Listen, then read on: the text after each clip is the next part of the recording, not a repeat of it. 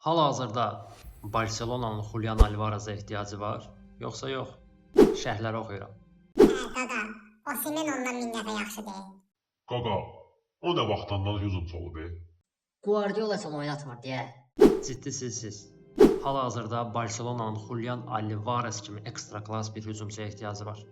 Bəli, Julian Alvarez öz futbol intellekti və fərdi keyfiyyətlərinə görə Barselona'da uğurlu ola bilər. Amma burada kiçik bir nüans var. 500 milyon avro.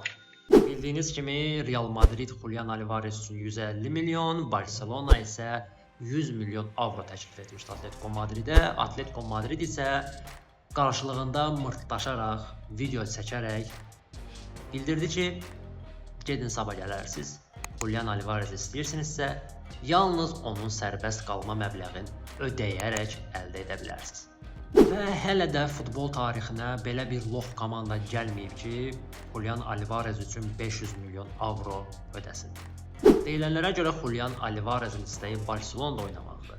Amma hal-hazırda Barcelona özü belə Julian Alvarezdən imtina edə bilər. Bəli, səhv eşitmədiniz. Barcelona Julian Alvarezdən imtina edə bilər.